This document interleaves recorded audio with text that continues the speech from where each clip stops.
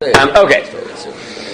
So, yesterday we noted that one of the things about Bamidbar to remember is that in order to understand the Sefer and the Parsha and why we are so insistent on the numbers and the census and the structure, and is because they're setting up for war because they're supposed to be going into Israel. We haven't.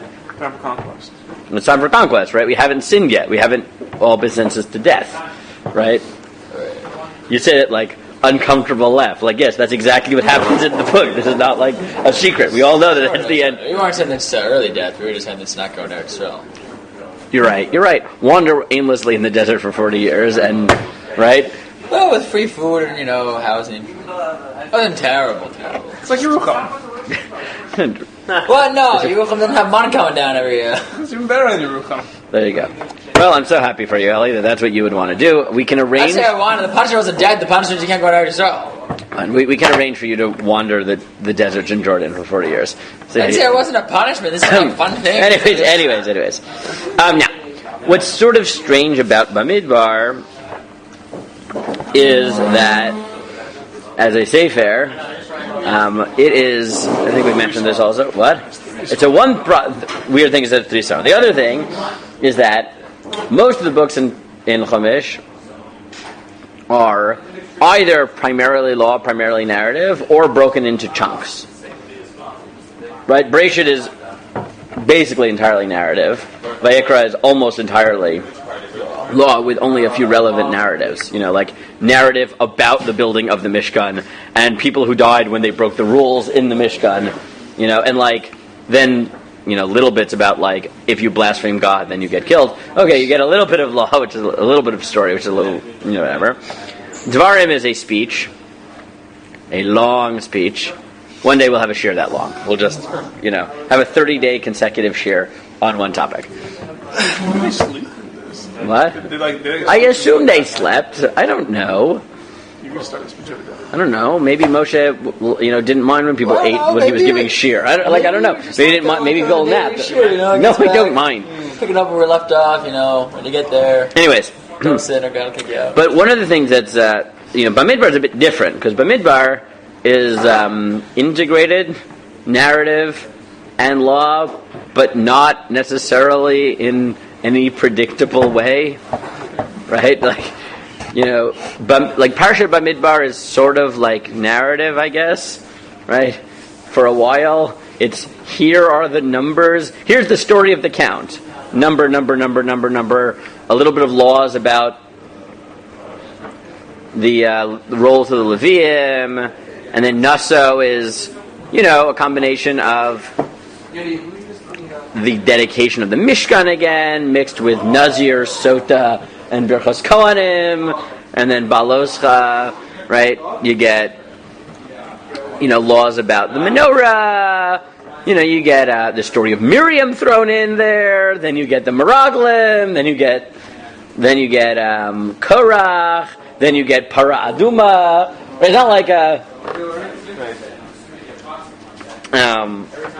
So the Ramban notes this, right? The Ramban is a little bit confused, and he says, "Achar shebiyar Torat hakarbanot b'sefer hashlishi hitchilat al hasader b'sefer hazeh hamitzvot shenitztavu binyan ol moed ukvar hizhir al tumat mikdash v'kadashav liderot." So he said after the end of book 3, where we talked about the Ol Moed, about the Mishkan, we now talk about the laws of the Ohel Moed, meaning not the Mikdash laws, but the laws of the Ol Moed. What's the difference? I was like, what the heck is the difference? What is the difference? What does he mean? Like the surrounding. Yeah, right, meaning, and this is something we talked about again in that shir about the books of Chumash, right? That Shemot sort of ended on that two-pronged thing, right, of God coming down to the Mishkan and God leading the Jews through the Midbar.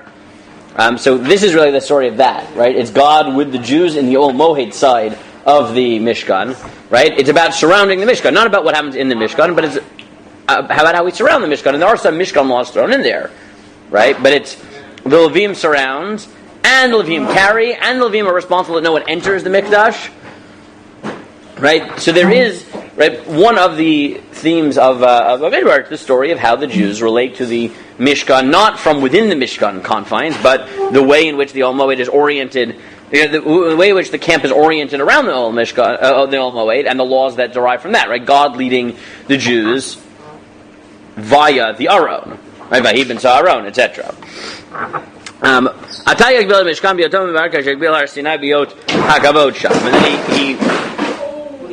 then he reiterates his point that the Ol Moed is like Har Sinai, right? And therefore there are limits to when you can enter. V'tziva v'azar karev yumad. Hence, the laws in Bamidbar, the beginning of Bamidbar, detailing how people shouldn't enter into the Mishkan. Anyone who does will die. Kasher amar sham ki sakol yisakel. Just like by Har Sinai, where you'd be stoned. V'tziva lo yavo lirod kivalat hakodesh v'meitu. Now that's the end of Bamidbar. Kasher hizir sham ben yisavu yarsu el Hashem lirod v'gomer v'tziva u'shmartem and mishmer hakodesh v'amizbeach. Kasher amar sham gam hakohanim and Hashem et Hashem yitkadashu v'gomer hakohanim v'am. Right, so the first point that Ramban makes is that Bamidbar is the story of the Ol Moed. Right? It's the laws, the story of the Ol Moed, meaning the ways in which God interacts, right, sort of build on the Ramban. It's the same thing we saw in Vayikra, right? The Mishkan is the continuation of Har Sinai, but that's in two senses, right? One is what goes on inside, the other is that we are consistently traveling, oriented around the Mishkan, and therefore there have to be laws to keep us from going inside. Right? Even the Kohanim, it's not what they do inside, it's how they deal when they camp. Right? It's how the Kohanim relate to the Har Sinai in their midst in the process of travels. And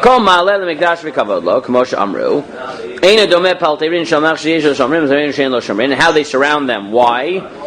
Because it's the palace of God, and a palace should be guarded, right? An honor guard. And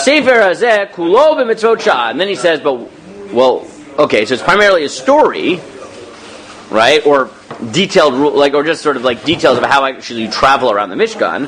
But what exactly, if that's what Bamidbar is, right? Bamidbar, as we talked about yesterday, is the story of how the Jews get to Eretz Israel. And now we add, part of that process is how do you orient yourself around the Mishkan? So then the Ramban is a problem, because all that is pretty coherent. But then the question is, then why does Bamidbar randomly have laws thrown in that seem not to work? Right. The Ramban says, so he claims, no, whatever laws you have in Bamidbar is a narrative. The laws are only temporary laws that were necessary for traveling through the Mishkan. And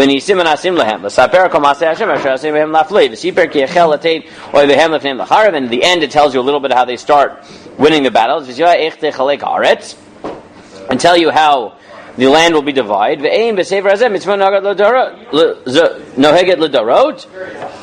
Zulatik tzad mitzvot binyanei karbanot shitchil b'hen v'zir kohanim v'lo nishlam be'eron sham v'shlim v'sefer hazeh. Right, so Ramban, right, this is sort of the weird thing about the beginning of Bamidbar, right? But Ramban says, right, he presents a coherent thesis. Bamidbar is the book about going into Israel and how we travel around the Mishkan, right? It's the Mishkan, but not the inside of the Mishkan. It's the Ol Moed aspect of the Mishkan, and it's mostly a narrative book. And most of the laws that you hear are just, one-time dictates, right? They're part of the narrative of how you travel, right? The Chatzotz Road, right? Things like that, right? And that would give you a whole theory of Bamidbar.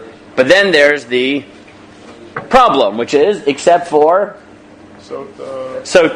Nazir, all those. And what's the Ramban solution? Those are the things that we forgot to get to in Vayikra. I kid you not, right? Ein b'sefer hazeh mitzvot no'agad l'torot zulati k'tzat mitzvot b'ninei agad arbanot shehitchil b'hen b'sefer kohanim v'lo nishlam be'eron sham. It's got to get him somewhere. Yeah, it's called Vayikra, right? He didn't make it put it there. Good. So now tell me. So why then? How would you explain this bizarreness, right? That, for the most part, yes, Bamidbar is narrative and law that fit together. That are all about traveling through the Midbar, being surrounding the Mishkan. That all makes sense, right? That sort of shiluv of law and narrative makes sense. But why the law that doesn't fit? Just think about those three things you talked about, which is... it's not the only ones. Those are just the ones next week. Yeah, I don't know what the rest are. And then Birchos Kohanim is there. That's works with my. Also not. Yeah. Okay. Good. Yeah, I just want to say these things are not. They're not dinim in the mikdash, but they are shot in the mikdash in a certain sense. Good. Right. And this is, I think, the key. Right. Is that, and this is something we've talked about, that. Right. Shemot ends. God comes down into the Mishkan. That manifests itself in two ways. Right. In sort of the pristine work in the Mishkan, and the other is that. In addition, God travels with us, right? The Mishkan is the symbol of the fact that God is with us, but also in normal life, right? We're traveling to the Midbar with Him, right? And, the Mishkan is part of the camp, but it's beyond the camp, right? Religious service doesn't end in the Mishkan. And I think Ariel's right. The specific laws that end up in Bamidbar, for the most part, they aren't like leftovers from Vayikra. They're Mikdash laws that aren't really Mikdash laws. Really, they're regular life laws, and they're indications of how regular life laws, right, draw their inspiration from the Mishkan, right, or how the Mishkan is connected to real life. So to take those examples, right, Nazir is the law of what if someone wants to be at the level of the Kohen Gadol, or have the requirement of the Kohen Gadol without being Kohen Gadol, right, the levels of Tumah and Tara. Right, meaning there are many parallels between the Nazir and Kohen Gadol. That's a question of how does a Yisrael who wants to sort of tap into the Kedusha of Kahuna without being a Kohen, how does he do that? Sota is, right, it's fundamentally a question of marital harmony. But it's how does either the breach of marital harmony affect the notions of Kedusha, or how is it that the Kedusha of the Mishkan can help solve a marital problem? Right? Birchos Kohanim is... That's just the Kohanim. Right, it's the Kohanim, but the Gvulin, right? They don't only do the bracha, no. Right? Meaning it's the laws, right? And it's sort of the proof of what we talked about in Vayikra, is that as much as there's an importance to Avodas Hashem in the Mishkan, right, part of the importance of Avodas HaMishkan is that the inspiration of the Mishkan permeates out in concentric circles, and Bamidbar is sort of evidence of that. Right? It's the book of how we relate to God through the Mishkan, not as the Mishkan, meaning what happens in there, but as the Moed, as us being in God's palace. And the laws that we put here aren't just ones that are left over from Vayikra. They're specifically the Karbanot laws that remind us that, yes, you can be sort of in the worldview of the Mishkan, in the world of the Mishkan, the world of HaKadosh Baruch Hu, without being a Kohen in the Mishkan, right? That can inspire and influence the life that happens on the outside, both through the way you travel, right? And in a whole series of laws that at first glance you wouldn't think of anything to do with Kedusha, but that's Dafka the Chiddush of the Torah, that there isn't a clean split between, like what cultic practice, shall we say,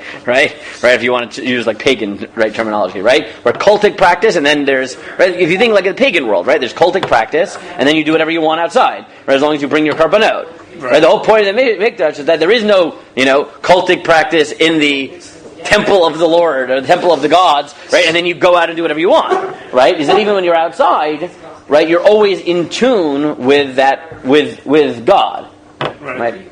Okay.